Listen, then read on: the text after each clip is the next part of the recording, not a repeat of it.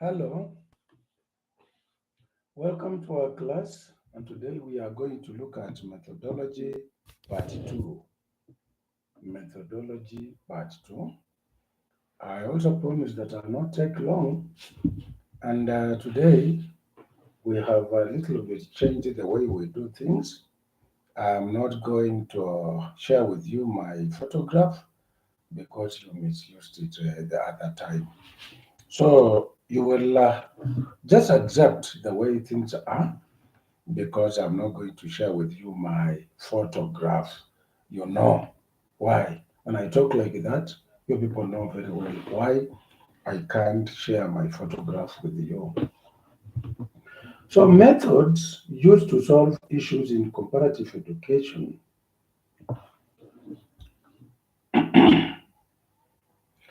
Methods used to solve issues in comparative education. The debate about methodology of comparative education has been stimulated from time to time by the need to produce valid answers and better understanding of the education systems, theory, practices, and problems. One of the functions of comparative education is to help us in problem solving. Just like other social sciences, comparative education has been studied at different stages of its development with different methodology. Beginning with the simple narrative of education abroad during the traveler's tales, the discipline's methodology or methodological approaches have progressively evolved into the current application of sophisticated methods of the social sciences, which are empirically based. Due to its diverse clientele arising from the multidisciplinary nature, comparative education has failed to develop a single universally accepted methodology of study. As a result, it is currently characterized by multiplicity of debates and the opinion of what methods is best suited for use. The founders of the discipline, and these are Marc Antony, Julien de Paris, suggested a method of studying comparative education, and since then, several comparativists have suggested alternative methods of studying comparative education. The debate about methodology of comparative education has been stimulated from time to time by the need to produce valid answers and better understanding of the education systems, theory, practices, and problems. It became even more important after the Second World War when comparative education became involved more in finding solutions to education problems of the contemporary era. In their effort to advise nations, countries' educational systems and institutions have sought even more rigorous for the best methods to use.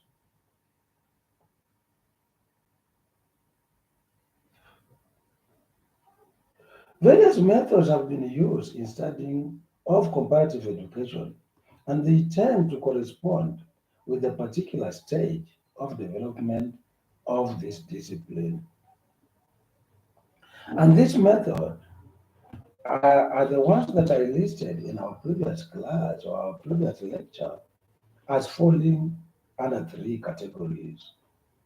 I talked about traditional method, I talked about social science methodology, and lastly, I mentioned conventional methods.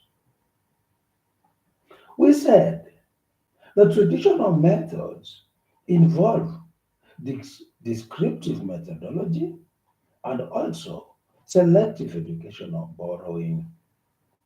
Social science methodology are the ones that we can said that they involve these three methods. And these ones are historical approach, philosophical approach, and social science approach. We talked about conventional methods having or involving the following: systematic area study approach and problem solving approach.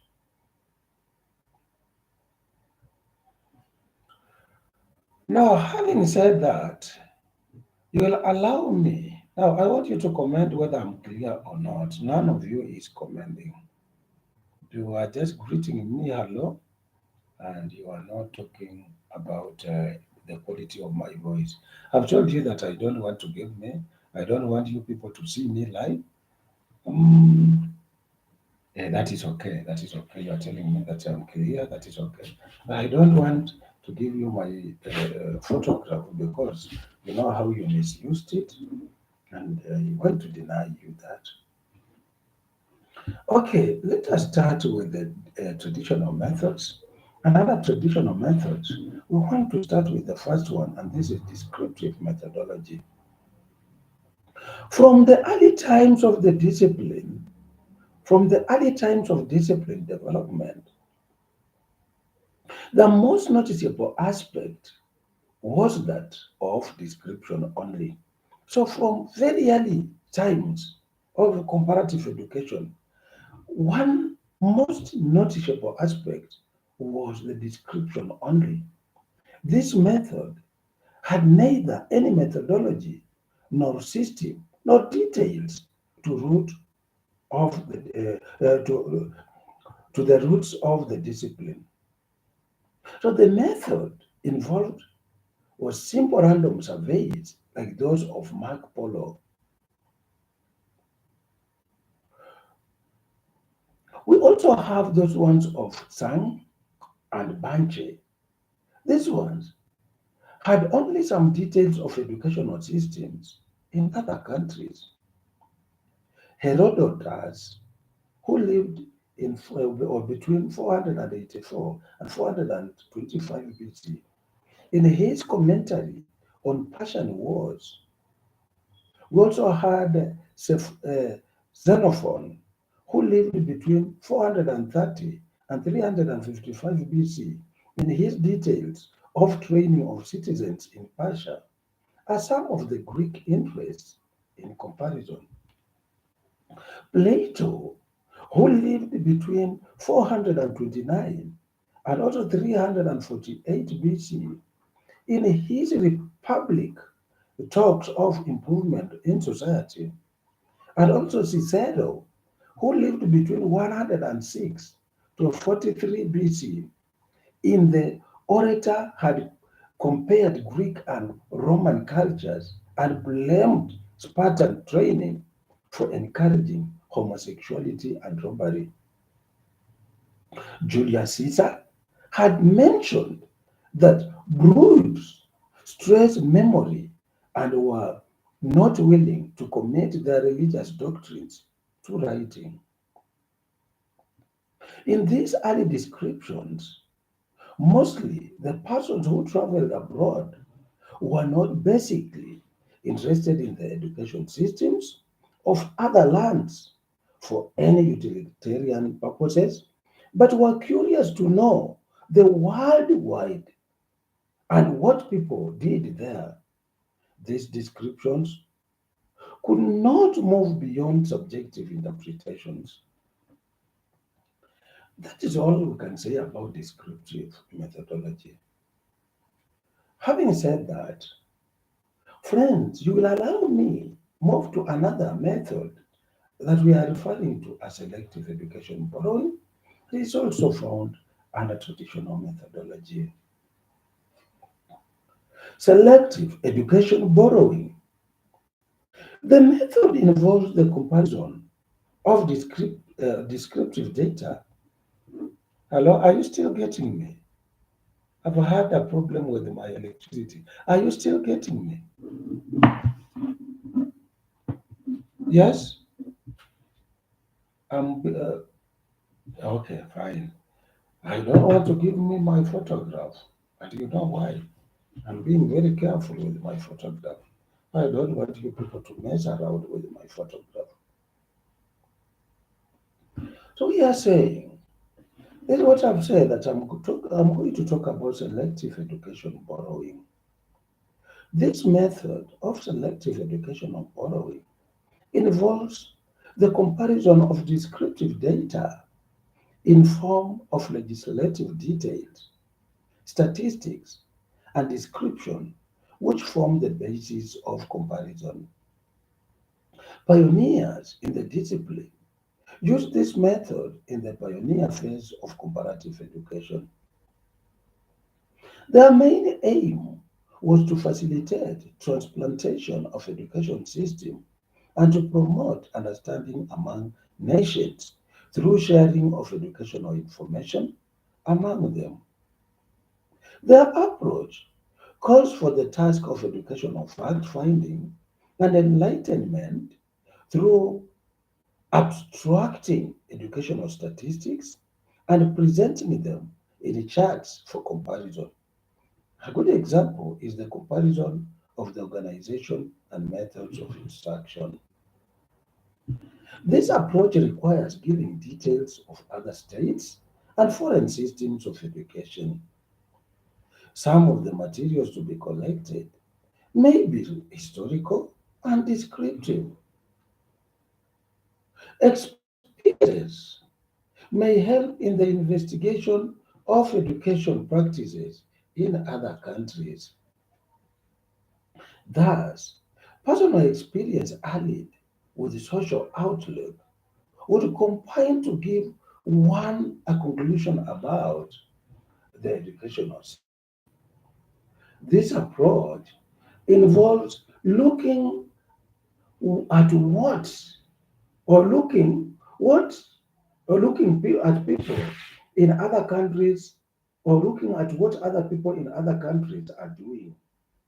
If what other people are doing in their countries were done in our own country on the same principle, then our educational system will be better off. The approach involves stressing positive points of the foreign education system so that current weaknesses of the system may be shown up. This is well illustrated by educational borrowing that took place in the early 19th century. The beginning of the 19th century coincided with the rise of the national system of education in Europe. Travelers abroad made journeys with a specialized interest in educational matters, no longer, no longer motivated by the general curiosity. They went to foreign countries to discover information useful for charting the course of education in their own countries. This group of persons of modern comparative education was predominantly educational politicians, experts, and activities or activists. I want to say this that these people who went out, these persons were modern comparative educationists and who were predominantly educational politicians. They were also experts and others were activists. Often they traveled not at their own expense or following their own private interests, but as emissaries, sometimes self-appointed of their national governments, finance and organization, teacher training, institutional methods, and alternatively to traditionally accepted curricular matters of major importance to them. They borrowed what they viewed to be important in the improvement of their education in their country and left out what they viewed to be of little use. This brought about selective education borrowing of aspects that would improve the education systems. Though the reports now focus sharply upon the schools, characteristics associated with travelers' tales persisted. Many of the reports took the form of encyclopedic description of foreign systems, perhaps enlightened here and there with anecdotes, but rarely explanatory. Of necessity, objectivity, and detachment were lacking. These educational emissaries, committed as they were to the cause of education in their own countries, they mostly saw and reported from abroad merely what they judged would advance their domestic enterprise at home. Friends, I must say that I'm happy for those of you who are attending this class because basically this is why you are here. You did not come to this university as tourists. You are here for a purpose, and the purpose is to learn. So thank you for attending this class. Having said that, I want you to allow me to talk about the characteristics of this approach, characteristics of selective education borrowing. So this the selective education borrowing was mainly descriptive, eulogistic, and governed by utilitarian purposes of existing national development of education based on certain values governing the improvement of education. Consciously or conscious comparison, which may be expressed in definite terms, acknowledging national differences was lacking. Friends, allow me to talk about the application of this methodology. One, the government may invite foreign experts to advise on the reforms of an institution, education system, and this one, a good example of this was McKay report of 1982 and the Say report of 1972. Secondly, and this is another application of the same method, that the government may ask an individual in the country to set up a commission or a panel to look into the reform aspects in the education. Members of the commission will study what happens elsewhere, select those features they think may help in the reform. They would put forward suggestions for reform and plan development for the institution and system of education. For example, we want to give this that the Ominda Commission, the Koichi report, and the Gashaki report, all these ones are examples here. The third application is where the government may send officials to another country to study a particular kind of institution with the objective of setting up a similar kind of institution.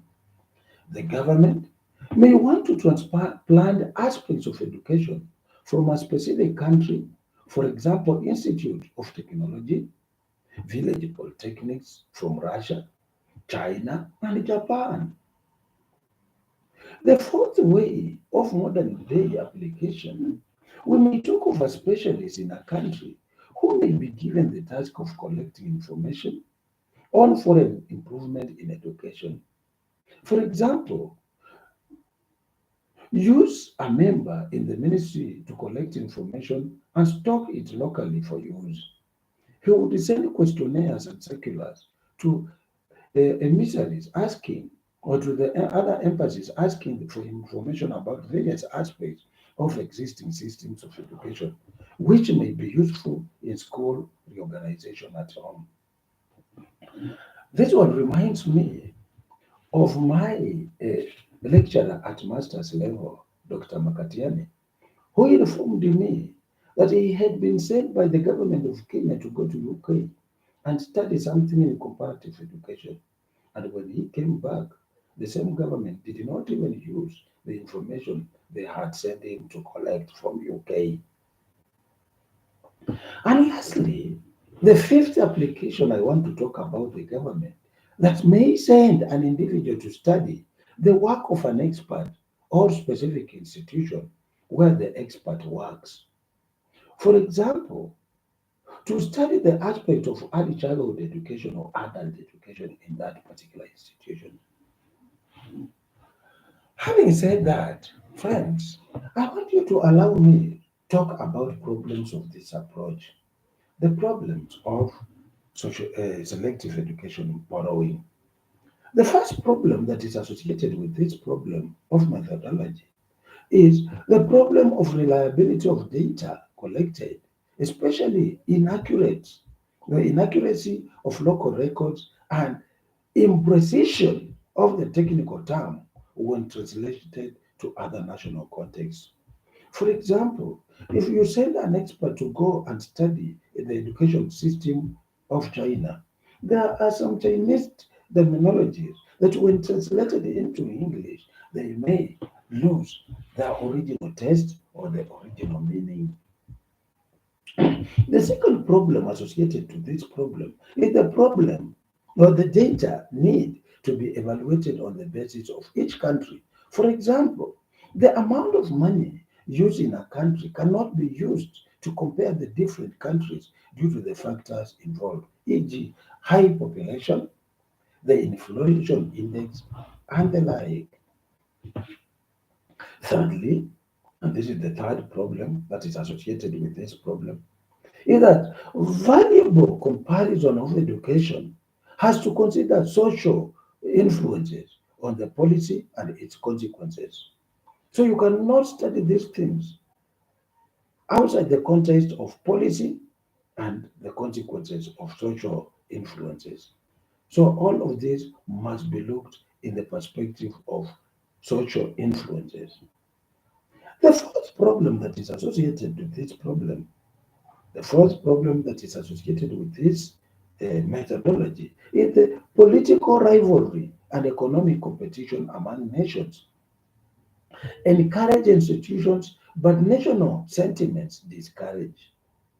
For example, the issue of 844 system of education in Kenya was faced with the problem of education specialists arguing against its implementation while politicians supported it. Now, having said that, and with the many complaints that I received that some people were talking of these lessons taking too long, I beg to rest my case. If you have any concern, you can post it. Yes, any concern. You people are just saying hello. Any other concern? If you don't have any concern, just say so that I release you for supper and other things. Hmm. Elizabeth, is there anything? Felix,